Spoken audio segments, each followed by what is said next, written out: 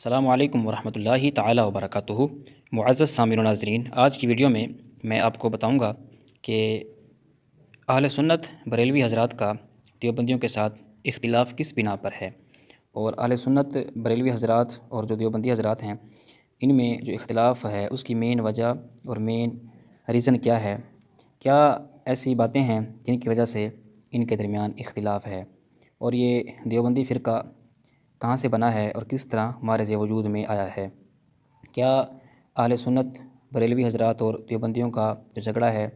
وہ محض عرس کی بنا پر ہے، فاتحہ، نظر و نیاز، علم غیب، میلاد شریف، 40واں چہلم کی بنا پر ہے کہ بریلوی حضرات اہل سنت و جماعت ہیں جو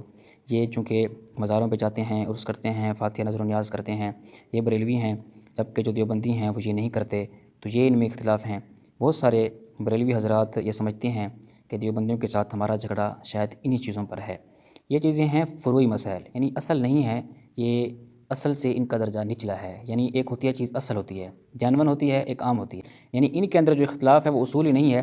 مثال کے طور پہ اگر یہ چیزیں کوئی کرتا ہے تو ان میں سے بعض ایسی ہیں کہ وہ مستحب ہیں، بعض کا ماننا ضروری ہے، بعض کا ماننا مستحب ہے، بہتر ہے، تو لیکن جو مسئلہ ہے ان باتوں میں ہوتا ہے کہ جن کا ماننا فرض، واجب اور قطعی طور پہ ضروری ہوتا ہے۔ تو ہمارا جو اختلاف ہے دیوبندیوں کے ساتھ، بریلوی حضرات کا جو اختلاف ہے دیوبندیوں کے ساتھ، اس کی جو بیس ہے وہ فاتحہ، نظر و نیاز، علم غیب وغیرہ، حاضر و ناظر، ان پر تو ہے ہی صحیح، یعنی یہ تو فروعی مسائل ہیں، لیکن جو مین ریزن ہے جس کی وجہ سے جو بریلوی حضرات ہیں ان کا جھگڑا ہے دیوبندیوں کے ساتھ، وہ ناموس رسالت صلی اللہ علیہ وآلہ وسلم اور ناموس اہل بیت رضی اللہ تعالی عنہم ہے کہ جو دیوبندی ہیں ان کے جو اکابر ہیں جہاں سے دیوبندی فرقے کی ابتدا ہوئی ہے، مثال کے طور پر دیوبندیوں کے مجدد مولوی اشرف علی تھانوی، مولوی قاسم نانوتوی، مولوی رشید احمد گنگوہی، خلیل احمد امبیٹوی سہارنپوری، اس کے ساتھ ساتھ یہ ایک ہی چین ہے شاہ جو اسماعیل دہلوی ہے، یہ ان کی ایک ہی چین ہے، کیونکہ بر صغیر کے اندر ابن عبد الوہاب نجدی جو کہ شیطان کا سینگ ہے، نجد سے نبی علیہ السلام نے فتنوں کی بات بتائی تھی کہ نجد سے فتنے ابھریں گے، اس بارے میں نبی اکرم علیہ السلام نے پیشن گوئی فرمائی تھی۔ تو شاہ اسماعیل دہلوی نے تقویۃ الایمان نامی کتاب لکھی اور اس میں ابن عبد الوہاب نجدی کے جو عقائد و نظریات اور افکار تھے ان کو اس نے اپریشیٹ کیا، بر صغیر کے اندر ان کو پروان چڑھایا۔ پھر اسماعیل دہلوی سے ہی پھر آگے یہ ایک گروہ بن گیا مقلد حنفی اپنے آپ کو کہنے والا، جو کہ آج کل دیوبندی ہیں، دارالعلوم دیوبند کے طرف نسبت اور مناسبت کرتے ہوئے اپنے آپ کو دیوبندی کہتے ہیں۔ اور ایک جو گروہ ہے وہ کہتے ہیں ہم تقلید نہیں کرتے کسی کی، حالانکہ وہ مانتے ابن تیمیہ کی اور قاضی شوکانی کی ہیں، لیکن وہ لوگوں کو یہ جھانسا دیتے ہیں کہ ہم تقلید نہیں کرتے، یعنی ابن تیمیہ اور قاضی شوکانی کو تو مانتے ہیں لیکن جو تابعین ہیں جلیل القدر بڑے بڑے صحابہ کرام جو مجتہد تھے ان کو نہیں مانتے، کہتے ہیں ہم ڈائریکٹ حدیث پر عمل کرتے ہیں اور اپنے آپ کو اہل حدیث غیر مقلد وہابی کہلاتے ہیں۔ تو جو مین ریزن ہے دیوبندیوں کے ساتھ وہ ان اکابر کی وہ باتیں اور عبارات ہیں جن میں نبی کریم صلی اللہ علیہ وآلہ وسلم کی ناموس کی توہین کا مسئلہ ہے۔ ان میں سے جو ان کے اکابرین ہیں وہ میں نے آپ سب کے سامنے بتا دیے۔ ان کے جو پہلے بڑے ہیں دیوبندیوں کے، مولوی اشرف علی تھانوی، وہ کہتے ہیں کہ نبی کریم صلی اللہ تعالی علیہ وآلہ وسلم کا جو علم غیب ہے وہ ویسا علم غیب ہے کہ جیسا کہ ایک جانور پاگل اور بچے کو ہوتا ہے، یعنی نبی کریم علیہ السلام کے جو علم غیب ہے اس کو انہوں نے جانور، مجنون اور بچوں کے علم کے ساتھ تشبیہ دی ہے۔ یہ نبی کریم علیہ السلام کی شان میں سراسر گستاخی ہے، اور ایسا نہیں ہے کہ یہ اس وقت انہوں نے بات کہی تھی اور بعد میں اس بات کو ختم کر دیا گیا، آج تک ان کی کتابوں کے اندر یہ باتیں چھپتی چلی آ رہی ہیں۔ اسی وجہ سے مولانا امام احمد رضا خان فاضل بریلوی رحمۃ اللہ علیہ نے ان پر ان عبارات کی وجہ سے رجوع کا مطالبہ کیا، تو انہوں نے رجوع نہیں کیا، تو آپ نے ان پر کفر کا فتویٰ لگانے کے ساتھ ساتھ وہ عبارات علماء حرمین کو پیش کی۔ 30 سے زائد علماء حرمین نے اس فتوے پر سائن کیا اور کہا کہ یہ جو فتویٰ آپ نے لگایا ہے وہ بالکل درست ہے، اگر آپ وہ فتاوی جات پڑھنا چاہتے ہیں، تفصیل پڑھنا چاہتے ہیں تو حسام الحرمین کتاب ہے اس کا آپ مطالعہ کر سکتے ہیں۔ تو ان عبارات کی وجہ سے، کیونکہ ان میں نبی علیہ السلام کی توہین کا زمرہ اور توہین موجود تھی، اس لیے ان کا رجوع کرنا ضروری اور واجب تھا، اگر رجوع نہیں کرتے تو ان کے اوپر یہ فتویٰ لگانا فرض ہو چکا تھا۔ تو ان میں سے پہلی عبارت میں نے آپ کے سامنے رکھی ہے کہ اشرف علی تھانوی نے کہا کہ اپنی کتاب حفظ الایمان پیج نمبر 15، اس میں انہوں نے کہا کہ پھر یہ کہ آپ کی ذات مقدسہ پر علم غیب کا حکم کیا جانا، اگر بقول ذات صحیح ہو تو دریافت امر یہ ہے کہ اس غیب سے مراد بعض غیب ہے یا کل غیب؟ اگر بعض علوم غیبیہ مراد ہیں تو اس میں حضور کی ہی کیا تخصیص ہے؟ ایسا علم غیب تو زید و عمر بلکہ ہر صبی و مجنون بلکہ جمیع حیوانات و بہائم کے لیے بھی یہی حاصل ہے۔ استغفر اللہ معاذ اللہ۔ ان دیوبندیوں نے ہمارے پیارے آقا صلی اللہ علیہ وآلہ وسلم کے علم غیب کو جانور، پاگل اور بچے کی طرح لکھا ہے۔ استغفر اللہ معاذ اللہ معاذ اللہ۔ اب یہ دیکھتے ہیں، یہ تو ان کا نظریہ ہے، ان کے بڑوں کا ہی نظریہ ہے۔ اب ہم حدیث پاک میں دیکھتے ہیں، حدیث ہمیں حضور علیہ السلام کے علم غیب کے بارے میں کیا شان بتاتی ہے۔ حضرت حذیفہ بن یمان رضی اللہ تعالیٰ عنہ نے فرمایا، یا رسول اللہ، آپ کہتے ہیں کہ رسول اللہ نے مجھ سے وہ سب کچھ بیان کر دیا جو قیامت تک ہونے والا ہے۔ آپ کہتے ہیں آقا کریم علیہ السلام نے وہ سب کچھ مجھے بتا دیا جو قیامت تک ہونے والا ہے۔ المستدرک الحاکم 8380 کے اندر آپ یہ روایت ملاحظہ کر سکتے ہیں، آپ کے سامنے شو ہو رہی ہے۔ کہا کہ اخبرانی رسول اللہ صلی اللہ علیہ وآلہ وسلم بما هو قائن الى یوم القیامت فما منه شیء الا وقد سألت عنه الا انی لم اسأله ما یخرج اهل المدینہ من المدینہ۔ کہا کہ حضور علیہ السلام نے قیامت تک، مفہوم قیامت تک ہونے والی جو باتیں تھیں ان کے بارے میں حضور علیہ السلام نے بیان کر دیا۔ حدیث شریف میں تو آتا ہے کہ حضور کو یہ بھی پتہ ہے کہ قیامت تک کیا ہونے والا ہے، لیکن یہ جو دیوبندی مولوی حضور علیہ السلام کے علم غیب کو جانور اور پاگلوں اور بچوں کے علم غیب کی طرح بتا رہا ہے۔ استغفر اللہ۔ اسی طرح دیوبندی مولوی اسماعیل دہلوی، یہ دیوبندیوں کا بھی بڑا ہے، اور یہ جو وہابی ہیں غیر مقلد اہل حدیث کے البتہ ان کا بھی بڑا ہے۔ اسماعیل دہلوی لکھتا ہے کہ نماز میں حضور کا خیال اگر آ جائے تو کہتا ہے کہ حضور کا نماز میں خیال لانا گدھے بیل کا خیال لانے سے بھی بدتر ہے۔ استغفر اللہ معاذ اللہ۔ صراط مستقیم پیج نمبر 118 اس کی کتاب ہے، اس کا 118 نمبر پیج ہے، صراط مستقیم کتاب کا نام ہے۔ استغفر اللہ۔ غور کریں مسلمانوں کہ کوئی بندہ ایسا عقیدہ رکھنے والے کے ساتھ اتحاد کر سکتا ہے کہ ان کے پیچھے نماز پڑھ سکتا ہے؟ یہ وہ مین ریزن ہے۔ آپ کے سامنے یہ عبارت شو ہو رہی ہے کتاب کی کہ اس نے کہا ہے کہ نبی علیہ السلام کے خیال سے گدھے اور ان بیل وغیرہ کا خیال لانا یہ بہتر ہے، نبی علیہ السلام کا خیال لانا نماز کے اندر بدتر ہے۔ یہ اب اس دیوبندی وہابی کے نزدیک ہے کہ اگر نماز میں حضور کا خیال آ جائے تو اس سے بیل اور گدھے کا جو خیال لانا ہے وہ نبی علیہ السلام کے خیال لانے سے بہتر ہے۔ استغفر اللہ معاذ اللہ الرحمن والحفیظ نقل کفر نباشت۔ اب ہم حدیث پاک سے پوچھتے ہیں نبی کریم علیہ السلام کی حدیث ہمیں کیا بتاتی ہے کہ آقا کریم علیہ السلام کا اگر خیال آ جائے تو کیا اس سے نماز میں کوئی فرق آتا ہے؟ حضرت انس بن مالک رضی اللہ تعالیٰ عنہ سے روایت ہے، حضور نبی کریم صلی اللہ علیہ وسلم کے بیماری کے وقت حضرت ابوبکر صدیق رضی اللہ تعالیٰ عنہ نماز پڑھاتے تھے۔ نبی علیہ السلام نے انہیں حکم دیا تھا نماز پڑھانے کا۔ کہتے ہیں وہ پیر کا دن تھا جب لوگ نماز میں صف باندھے کھڑے ہوئے تھے تو حضور نبی رحمت صلی اللہ علیہ وآلہ وسلم نے اپنے حجر مبارک سے پردہ اٹھایا اور ہماری طرف نبی علیہ السلام نے دیکھا۔ اب ہماری طرف حضور علیہ السلام نے دیکھا تو آپ کا جو چہرہ ہے گویا وہ مصحف کا ورق تھا، یوں محسوس ہو رہا تھا۔ حضور نبی کریم صلی اللہ علیہ وسلم مسکرا رہے تھے۔ کہتے ہیں کہ ہمیں اتنی خوشی ہوئی کہ ہمیں خطرہ یہ لاحق ہو گیا کہ کہیں ہم سب آپ نبی کریم صلی اللہ علیہ وسلم کو دیکھنے میں ہی مشغول نہ ہو جائیں اور ہماری نماز ٹوٹ جائے، کہ حضور علیہ السلام کی طرف سب دیکھ رہے تھے۔ حضرت ابوبکر صدیق رضی اللہ تعالیٰ عنہ نے پیچھے ہٹنا چاہا کہ میں پیچھے صف میں چلا جاؤں اور نبی کریم علیہ السلام تشریف لا رہے ہیں، وہ نماز پڑھائیں گے۔ اب سارا کچھ نماز کے اندر ہو رہا ہے، سارے صحابہ نبی علیہ السلام کی طرف رخ کر کے دیکھ رہے ہیں۔ تو اب نبی کریم علیہ السلام نے حضرت ابوبکر صدیق رضی اللہ تعالیٰ عنہ کو اشارہ فرمایا کہ آپ نماز مکمل کریں، تو آپ نے نماز پوری کر لی۔ پھر حضور نبی کریم علیہ السلام نے جو ہے وہ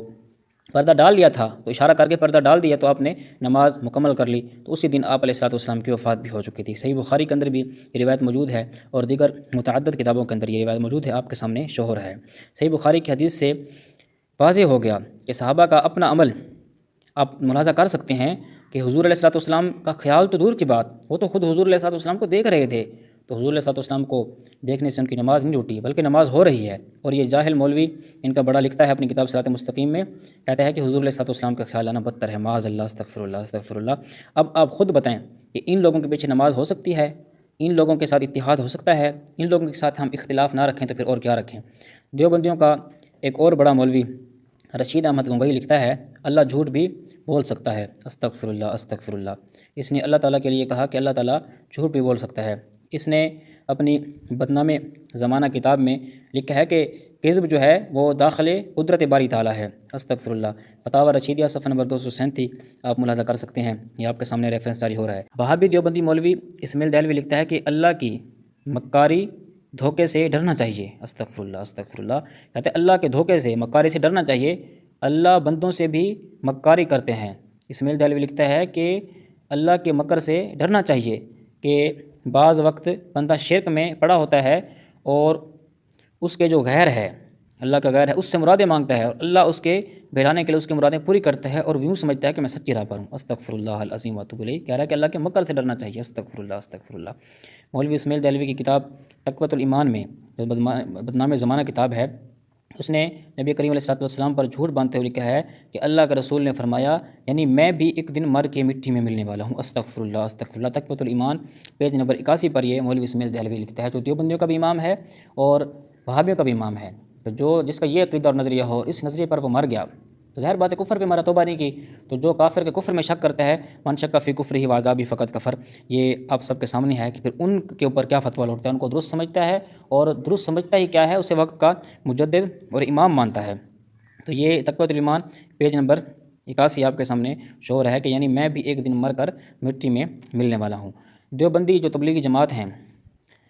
ان کا نظریہ یہ ہے کہ نبی تو مر کر مٹی میں مل گئے، یہ ان کا نظریہ ہے، لیکن دیوبندی ان کا اپنا مولوی وہ زندہ بھی ہے، حاضر ناظر بھی ہے۔ حضور علیہ السلام کو اگر ہم حاضر ناظر کہیں تو کہتے ہیں یہ شرک ہو گیا، بدعت ہوگی، شرک ہو گیا، کفر ہو گیا، لیکن جب یہ اپنے مولوی کے بارے میں یہ دیوبندی کہتے ہیں کہ بھئی ہمارا مولوی ہمارے مدرسے میں آیا، اس نے یہ کیا آ کر اور اس نے جو ہے نا مدرسے کے اندر معاملات تھے، مسائل تھے، اس کو ختم کر دیا، اس وقت ان لوگوں کو یہ جو شرک کا جو وائرس لگا ہوا ہے، ہر بات پر کہتے ہیں شرک ہے، کفر ہے، تو اس وقت ان کو یاد یہ شرک وغیرہ اور یہ کفر وغیرہ نہیں آتا، لیکن جب ہم اپنے آقا و مولا صلی اللہ علیہ وآلہ وسلم کے لیے کہہ دیں کہ ہمارے نبی علیہ السلام کو اللہ تبارک و تعالیٰ نے قدرت اور اختیار دیا ہے کہ اگر آپ کسی جگہ پر جانا چاہیں تو جا سکتے ہیں، آپ کو اللہ تبارک و تعالیٰ نے یہ اختیار دیا ہے، لیکن یہ کہتے ہیں کہ نبی علیہ السلام کے لیے ایسا نظریہ رکھنا جائز نہیں ہے، تو نبی علیہ السلام جو ہے ان کو اگر آپ ایسا کہیں گے تو آپ مشرک ہو جائیں گے، فلاں فلاں ہو جائیں گے۔ اب انہی کے ایک مولوی کے بارے میں لکھا ہوا ہے کہ جی دو مولوی تھے تو ان کے درمیان جو ہے وہ تنازع ہو گیا، کہتے ہیں جی مولوی حسن صاحب امروہی اور مولوی فخر الحسن صاحب گنگوہی میں باہم معاصرانہ جو ہے چشمک تھی اور اس نے بعض حالات کی بنا پر ایک مخاصمتاً اور منازعتاً کی صورت اختیار کر لی، یعنی مخاصمہ اور منازع ہو گیا۔ مولوی محمود الحسن کہتا ہے کہ وہ اصل جھگڑے میں شریک نہیں تھے، نہ انہیں اس قسم کی امور سے دلچسپی تھی، مگر صورت حال ایسی پیش آئی کہ مولانا بھی بجائے غیر جانبدارانہ رہنے کے کسی ایک جانب جھک گئے اور یہ واقعہ کچھ طول پکڑ گیا۔ اسی دوران ایک دن علی صبح بعد نماز فجر مولانا رفیع الدین صاحب رحمۃ اللہ علیہ نے مولانا محمود الحسن صاحب کو اپنے حجرے میں بلا لیا جو دارالعلوم دیوبند میں موجود ہے۔ مولانا حاضر ہوئے اور بند حجرے کے جو کواڑ ہیں ان کو کھول کر اندر داخل ہوئے۔ موسم سخت سردی کا تھا۔ مولانا رفیع الدین صاحب نے فرمایا کہ پہلے یہ میرا روئی کا لبادہ دیکھ لو۔ مولانا نے دیکھا تو تر تھا اور خوب بھیگ رہا تھا۔ فرمایا کہ واقعی یہ ہے کہ ابھی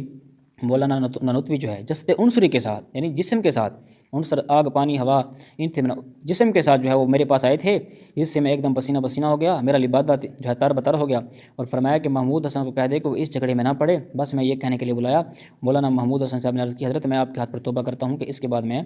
اس قصے میں کچھ نہ بولوں گا۔ دیکھیں کہ ان کا 14ویں صدی کا مولوی اس وقت مرے ہوئے کو 25 سال تقریباً ہو گئے تھے، وہ اپنی قبر سے آ سکتا ہے، اس سے اپنی قبر میں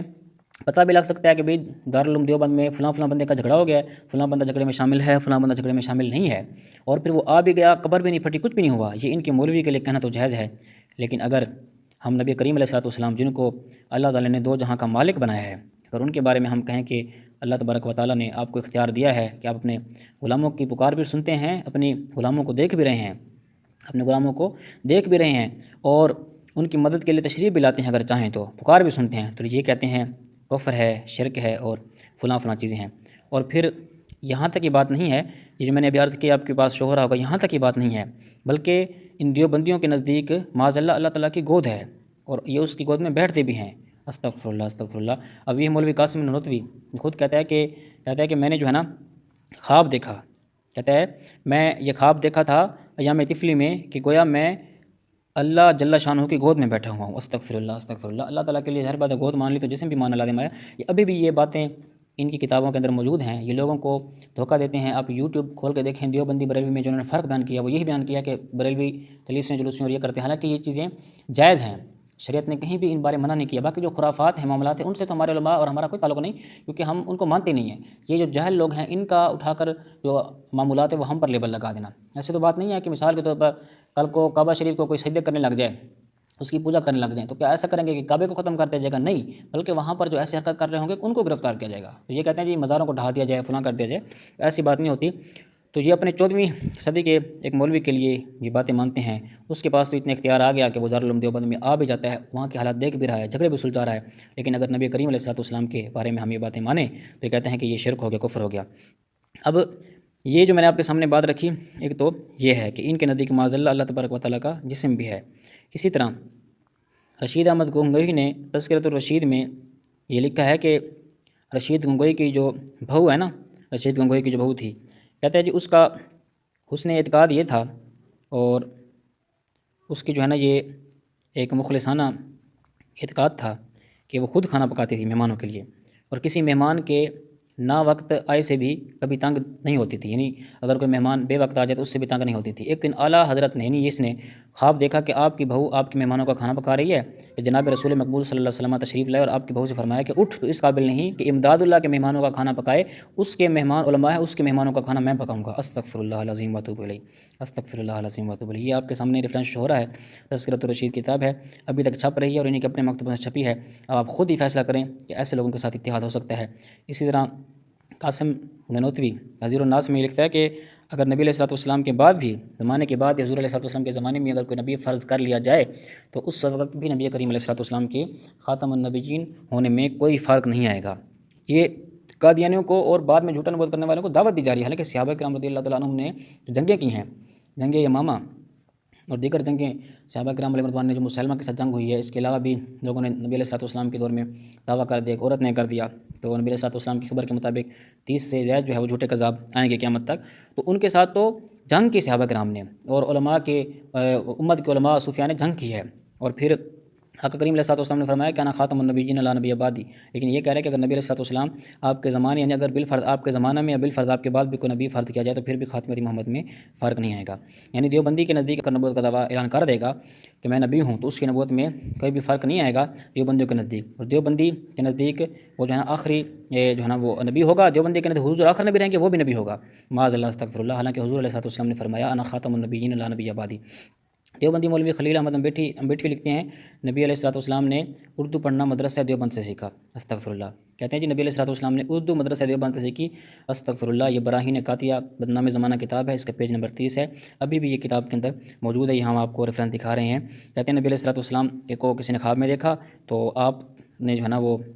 اردو میں بات کی تو اس نے کہا کہ جی آپ تو عربی ہیں، فرمایا کہ جب سے علماء مدرسہ دیوبند سے ہمارا معاملہ ہوا ہے ہم کو جو ہے نا اردو بھی آ گئی، استغفر اللہ العظیم واتوب الیہ، استغفر اللہ العظیم واتوب الیہ۔ کہتے ہیں کہ دیوبند جو مدرسہ ہے اس کی حقانیت کا اسی سے اندازہ لگایا جا سکتا ہے کہ حضور نے اردو مدرسہ دیوبند سے سیکھی، یہ آپ کے سامنے ریفرنس موجود ہے۔ اسی طرح ان کی اور بھی بہت سی ایسی خرافات ہیں جن کی وجہ سے علماء اہل سنت نے اور خاص طور امام اہل سنت امام شاہ امام احمد رضا خان رحمۃ اللہ نے فتویٰ لگایا تھا۔ تو اہل سنت اور جو بریلوی ہیں دیوبندیوں کا یہ اختلاف ہے کہ وہ ان عبارات کو اپنی کتابوں سے حذف کر دیں یا ان کا رجوع ثابت کر دیں، حذف کر دیں، کیونکہ نبی علیہ الصلوۃ والسلام کی ادنیٰ سی بھی توہین، اس پر امت کا اجماع ہے کہ نبی علیہ الصلوۃ والسلام کی ادنیٰ سی بھی توہین اشارتاً ہو، آپ کی توہین کنایتاً ہو، صراحت کسی طرح بھی ہو، کسی طرح بھی اس کا زمرہ پایا جاتا ہو تو یہ بالکل آپ کی گستاخی ہے، اور گستاخ رسول کی جو سزا ہے وہ قتل ہے، تو یا پھر اس کو جو ہے نا جو مانے گا تو وہ اس کے پر بھی وہی کفر کا حکم لازم آئے گا اور ارتداد کا حکم لازم آئے گا۔ لیکن یہ ان عبارتوں کی تعویلیں کرتے ہیں اپنے اکابر کو بچانے کے لیے، لیکن آقا کریم علیہ الصلوۃ والسلام کی بارگاہ میں ان کے اکابر نے بھی سر تسلیم خم نہیں کیا، اور یہ لوگ بھی اپنے اکابر کی ان عبارتوں کا دفاع کرتے ہیں، سیدھا یہ نہیں کہتے کہ یہ عبارتیں غلط ہیں، ہم ان کو نہیں مانتے، حضور علیہ الصلوۃ والسلام کی شان ورا الورا ہے، حضور علیہ الصلوۃ والسلام تیرے در قدرباں ہیں جبریل اعظم، تیرا مدح خواں ہر نبی و ولی ہے، یہ ان کی جو ہے عبارتیں ہیں جن کی وجہ سے دیوبندی اور بریلوی اختلاف ہے۔ اسی طرح دیوبندی کہتے ہیں کہ اگر کسی کھانے پر قرآن پڑھا جائے تو اس کو جانور کو نہ کھلائیں، کسی پرندوں کو بھی نہ کھلائیں بلکہ کہیں دفن کر دیں۔ کہا کہ وہ کھانا اتنا مطلب معاذ اللہ وہ ناپاک ہو جاتا ہے جس پر قرآن پڑھا جائے، کہتے ہیں جی وہ جانور کو بھی نہیں کھلا سکتے بلکہ اس کو دفن کر دیں، کیونکہ اگر عوام کے اندر نہ کریں، عوام کے سامنے نہیں کریں، اسے دفن کر دیں، اگر عوام کے سامنے کسی جانور وغیرہ کو کھلائیں گے اس طرح کریں گے تو اشتعال پیدا ہوگا۔ یہ ان کے مولوی نے کمالات اشرفیہ کے اندر اب یہ بات لکھی ہے، یہ آپ کے سامنے جو ہے نا یہ ریفرنس شو ہو رہا ہے۔ اور اب ان کے جو ہے نزدیک جس پر قرآن پڑھا جائے وہ جو ہے معاذ اللہ کھانا اتنا جو ہے وہ معاذ اللہ کیا کہیں پلید ہو جاتا ہے، کیا کہیں استغفر اللہ العظیم واتوب الیہ۔ اسی طرح یہ ان کے ایک مولوی نے اپنی کتاب ہے تجلی دیوبند، یہ جنوری 1957 پیج نمبر جو ہے 21 پر اس نے لکھا ہے کہ جو قادیانی ہے نا وہ نبی تھا، مرزا غلام محمد قادیانی دجال کانا ہے وہ نبی تھے، آپ کے سامنے شو ہو رہی ہے۔ اسی طرح فاؤنڈر آف دیوبند مولوی رشید احمد گنگوہی نے اپنے فتویٰ میں میلاد شریف سے اپنی نفرت کا اظہار کرتے ہوئے کہا ہے کہ ایسی محفل میلاد جس میں صرف صحیح حدیث پڑھی جاتی ہوں اس میں بھی شرکت کرنا جائز نہیں ہے۔ استغفر اللہ استغفر اللہ، حدیثیں بھی پڑھی جاتی ہیں تب بھی شرکت نہیں کر سکتے۔ فتاوی رشیدیہ پیج نمبر 271 آپ کے سامنے شو رہا ہے۔ سوال ہوتا ہے کہ محفل میلاد میں جس میں روایت صحیحہ پڑھی جائیں اور لاف و گزاف اور روایت موضوع اور کاذبانہ و شریک ہونا کیسے؟ جواب دیا کہ ناجائز ہے بسبب اور وجوہ کے۔ یہ آپ اندازہ لگا سکتے ہوں گے کہ کس طرح جو ہے یہ میلاد مصطفیٰ صلی اللہ علیہ وسلم سے کتنی تکلیف ہے۔ اسی طرح انہی کے ہی کتاب ہے مولوی رشید احمد گنگوہی کی فتاوی رشیدیہ، اس کے اندر انہوں نے کیا کہا، ان سے سوال ہوا کہ محرم میں عشرہ وغیرہ کے روز شہادت کا بیان کرنا ما اشعار با روایت صحیحہ یا بات ضعیفہ بھی ونیز سبیل لگانا اور چندہ دینا اور شربت دودھ بچوں کو پلانا درست ہے نہیں، یعنی کہ سبیل درست ہے کہ نہیں۔ کہا کہ محرم میں ذکر شہادت علیہ السلام کرنا اگرچہ با روایت صحیحہ ہو یا سبیل لگانا، شربت پلانا، چندہ سبیل اور شربت میں دینا یا دودھ پلانا سب نادرست اور تشبہ و روافظ کی وجہ سے حرام ہے۔ کہتے ہیں جی سبیل سبول نہیں لگا سکتے محرم میں، امام حسین کی اصال ثواب کے لیے یا ان کے نظر کے لیے نہیں لگا سکتے، یہ جو ہے نا بالکل کہہ رہے ہیں حرام ہے، روافظ کے ساتھ کہہ رہے ہیں تشبیہ ہے، یعنی کہ روافظ کے ساتھ تشبیہ کی وجہ سے ہم نیک کام کرنا بھی چھوڑ دیں، یہ آپ ان کا اندازہ لگائیں۔ پھر ان سے سوال ہوا ہندو تہوار ہولی یا دیوالی میں اپنے استاذ یا حاکم یا نوکر کو کھیلیں یا پوری یا اور کچھ کھانا بطور تحفہ بھیجتے ہیں، ان چیزوں کا لینا اور کھانا استاد و حاکم نوکر مسلمان کو درست ہے نہیں؟ کہتا ہے درست ہے، یعنی ہولی یا دیوالی کا جو ہے کھانا وغیرہ وہ درست ہے، لیکن میلاد شریف کا لنگر اور امام حسین رضی اللہ تعالیٰ عنہ کی جو نیاز ہے اس کی جو سبیل ہے وہ جائز نہیں ہے۔ اسی طرح دیوبندی فرقے کے ہی مجدد ہیں مولوی اشرف علی تھانوی، وہ کہتے ہیں کہ اگر میرے پاس 10,000 روپے ہوتے تو میں لوگوں کی تنخواہ مقرر کر دیتا اور سارے کے سارے وہابی بن جاتے۔ اب حوالہ دیکھ سکتے ہیں ملفوظات حکیم الامت کے اندر، اس کی دوسری جلد ہے پیج نمبر 249 کے اندر یہ حوالہ آپ کے سامنے شو ہو رہا ہے۔ اسی طرح اس کے علاوہ بھی بہت سے جو ہے ان کے عقائد ہیں، نظریات ہیں جو سراسر قرآن و حدیث کے خلاف ہیں اور ابھی تک کتابوں میں موجود ہیں، ان کو یہ نکال نہیں رہے۔ اسی طرح دیوبندیوں کا ایک عقیدہ یہ ہے، ان کے ایک مولوی یہ بھی اشرف علی تھانوی کی ہی عبارت ہے، کہتے ہیں کہ شیطان خواب میں اللہ کی صورت بن کر نمودار ہو سکتا ہے۔ استغفر اللہ استغفر اللہ، اس نے جو ہے یہ تقریر ترمذی اس کی کتاب ہے اس کے اندر جو ہے اس نے یہ بات کی ہے 445 صفحے نمبر پر، استغفر اللہ، یہ حوالہ آپ کے سامنے شو ہو رہا ہے۔ اور فتاوی رشیدیہ کے اندر رشید گنگوہی کہتا ہے کہ حضور علیہ السلام کے والدین جو ہے ان کا ایمان ثابت نہیں ہے۔ استغفر اللہ العظیم استغفر اللہ العظیم واتوب الیہ۔ اسی طرح نبی کریم علیہ السلام کے لیے جو ہے جست عنصری کے ساتھ تشریف لانا اور حاضر ناظر کا انکار کرتا ہے، اور جبکہ اپنے مولوی قاسم نانوتوی کے لیے کہتا ہے کہ وہ مدرسہ دارالعلوم دیوبند میں آ سکتے ہیں۔ یہ ہم نے آپ کو پہلے بھی فتویٰ دیا ہے، دارالفتاح کا ان کا فتویٰ جو ہے وہ جاری ہوا ہے۔ استغفر اللہ العظیم واتوب الیہ، یہ ان لوگوں کے نظریات ہیں جس وجہ سے جو اہل سنت اور بریلوی حضرات ہیں ان سے جو ہے وہ اختلاف رکھتے ہیں۔ باقی وہ وجہ نہیں ہے کہ میلاد شریف نہیں مناتے یہ اور ہم کیوں مناتے، وہ تو ہم کہتے ہیں ایک مستحب عمل ہے، فرض واجب نہیں ہے۔ اسی طرح اور میں حوالہ دکھاتا چلا جاؤں، یہ کتاب ہے اشرف علی تھانوی کے اشرف السوانح، اس کے پیج نمبر 39-40 پر اس نے بات کی ہے کہ ان کا ایک بندہ وہ مرنے کے بعد بھی جو ہے نا مدد کے لیے آ رہا ہے۔ اب دیکھیں غور کریں، کہتے جی ایک واقعہ بیان کرتا ہے کہ پردادا صاحب تو کرانہ اور شاملی کے درمیان جہاں پختہ سڑک ہے شہید ہوئے، اور وہیں پر پیر سماؤ الدین صاحب کے مزار کے بعد دفن کیے گئے، اور شروع میں بہت عرصہ تک ان کا عرس بھی اترا۔ کسی بارات میں تشریف لے جا رہے تھے کہ ڈاکوں نے آ کر بارات پر حملہ کیا، ان کے پاس کمان تھی اور تیر تھے، انہوں نے ڈاکیوں پر دلیرانہ تیر برسانا شروع کیے، چونکہ ڈاکوں کی تعداد کثیر تھی اور ادھر سے بے سر و سامانی تھی، یہ مقابلہ شہید ہو گئے، یعنی مقابلہ میں شہید ہو گئے، اور اس حدیث شریف کے مصداق ہو گئے، من قتل دون مالہ فہو شہید ومن قتل دون دمہ فہو شہید الی آخرہ۔ اب کہتا ہے جی شہادت کے بعد ایک عجیب واقعہ ہوا، ٹھیک ہے، یعنی شب کے وقت اپنے گھر مثل زندہ کے تشریف لائے، کہتے ہیں رات کے وقت اپنے زندہ کے تشریف لائے، اپنے گھر والی کو مٹھائی لا کر دی اور فرمایا کہ اگر تم کسی سے زہر نہ کرو گی تو اسی طرح روز آیا کریں گے۔ لیکن ان کے گھر والوں کو اندیشہ ہوا کہ گھر والے جب بچوں کو مٹھائی کھاتے دیکھیں گے تو معلوم نہیں کہ کیا شبہ کریں، اس لیے زہر کر دیا، اس عورت نے زہر کر دیا اس کی بیوی نے، تو پھر وہ تشریف نہیں لائے۔ ان کا مولوی جبر سے آ کے گھر والوں کو مٹھائی بھی دے سکتا ہے اور کہتا ہے میں ڈیلی آ سکتا ہوں اگر تم نہ بتاؤ گی، تو اپنے مولوی کے لیے مانتے ہیں اور معاذ اللہ رسول اللہ صلی اللہ علیہ وسلم کو حاضر ناظر نہیں مانتے، کہتے ہیں حضور علیہ السلام کے پاس یہ پاور نہیں ہے کہ وہ ہمیں قبر سے دیکھیں، حضور ہمارا درود بھی نہیں سن سکتے، جبکہ قاسم نانوتوی اور ان کے مولوی آ بھی جاتے ہیں واپس بھی چلے جاتے ہیں، حالات بھی جان لیتے ہیں۔ یہ ان کے نظریات ہیں، یہ ان کے عقائد ہیں، جن عقائد کی بنیاد پر اہل سنت بریلوی حنفی جو لوگ ہیں، جو اکثریت ہیں اور سواد اعظم ہیں، وہ ان کے ساتھ اتفاق نہیں کرتے، کیونکہ یہ بھی ابن عبد الوہاب نجدی کی ہی فکر کے جو اس نے بر صغیر میں جس کو شاہ اسماعیل دہلوی نے اس کو عام کیا ہے، اس فکر سے تعلق رکھتے ہوئے، یعنی یہ یوں سمجھ لیں کہ ایک ہی چین ہے ان کی، لیکن آگے ایک نے اپنے آپ کو دیوبند کی طرف منسوب کرتے ہوئے دیوبند کہہ دیا، اور ایک نے ابن عبد الوہاب کی طرف اپنے آپ کو منسوب رکھا اور وہابی کہا۔ یہ کہتے ہیں ہم مقلد ہیں، لیکن ان مسائل میں امام اعظم رحمۃ اللہ علیہ کو مانتے ہیں جن مسائل کے اندر ان کا اپنا مفاد اور مقصد چلتا ہے، لیکن جو مسائل عقیدہ اہل سنت کے جن پہ جمہور نے عمل کیا ہے وہ آتے ہیں تو پھر ان مسائل میں یہ جو ہے نا لوگوں کو دھوکہ دینے کی کوشش کرتے ہیں۔ اس کے علاوہ لوگوں پر بدعت، کفر و شرک کا فتویٰ لگانا ان کا جو ہے نا وہ شیوہ ہے، جبکہ کفر و شرک والی جو عبارتیں ہیں انہی کی کتابوں میں موجود ہیں۔ ایک ہی واحد حل ہے اتحاد امت کا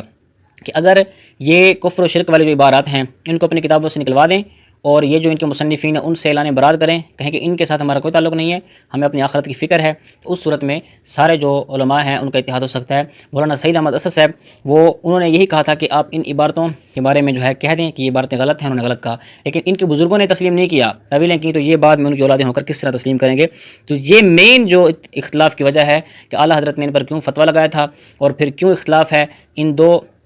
گروہوں کا، ایک فرقہ ہے اور ایک جماعت ہے، ان کا آپس میں کیوں اختلاف ہے؟ اس اختلاف کی وجوہات ہم نے آپ کو بتائی۔ اس کا مقصد یہ تھا کہ بہت سے ہمارے جو سادہ لوگ سنی مسلمان بھائی ہیں وہ کہتے ہیں کہ یار ان کے ساتھ یہ بھی تو مسلمان ہیں، یہ بھی تو نمازیں پڑھتے ہیں، یہ بھی تو قرآن پڑھتے ہیں، یہ بھی تو حدیث پڑھتے ہیں، ان کی بھی تو داڑیاں ہیں، تو ان کے لیے ہم نے بتایا کہ بھائی ان لوگوں سے بچو،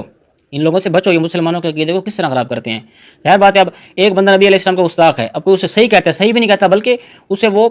اپنا بہت بڑا مجدد مانتا ہے وقت کا، تو اب اس کے پیچھے نماز ہوگی، اس کا بھی یہی نظریہ اور اس کے نظریات کو اپریشیٹ کرتا ہے، جو ہے نا ڈیفائن کرتا ہے۔ تو اس لیے ہم اپنے سادہ لوگ بھائیوں سے کہتے ہیں کہ ان لوگوں سے بچا جائے۔ یہ تبلیغ اور چلے کے بہانے پہ یہ لوگوں کے نظریات اور عقائد کو ختم کرنے کی کوشش کرتے ہیں، ان کو تبدیل کرنے کی کوشش کرتے ہیں، نبی علیہ الصلوۃ والسلام کی محبت کو لوگوں کے سینوں سے نکالنے کی کوشش کرتے ہیں۔ اقبال نے کہا تھا کہ یہ فاقہ کش موت سے ڈرتا نہیں ذرا، روح محمدی اس کے جسم سے نکال دو۔ ہماری ایک تو امید کی کرن ہے آقا کریم صلی اللہ علیہ وسلم، وہی تو ہماری، ان کے اگر ہم محبت نہ کریں تو ہمارا ایمان کامل نہیں ہے، ان کی شان بیان نہ کریں تو ہمارا ایمان ہی کامل نہیں ہے۔ ورفعنا لک ذکرک، جن کی شان خود رب تعالیٰ بیان فرماتا ہے، ہم تو ان کے ہر فرمان پر ہمارا جو سر تسلیم ہے وہ خم ہے، لیکن یہ نادان لوگ انہوں نے نبی علیہ الصلوۃ والسلام کے علم غیب کو جانوروں کے ساتھ تشبیہ دی، نبی علیہ الصلوۃ والسلام کو معاذ اللہ مار کر مٹی تک کہا، اور نبی علیہ الصلوۃ والسلام کہتے ہیں ان کے پاس کوئی اختیار نہیں، جبکہ اپنے لوگوں کے لیے، عام لوگوں کے لیے یہ اختیار مانتے ہیں۔ تو اللہ تبارک و تعالیٰ کی بارگاہ میں دعا ہے اللہ پاک ہمیں صراط مستقیم پر چلنے کی توفیق عطا فرمائے اور ان سب فتنوں سے بچنے کی توفیق عطا فرمائے۔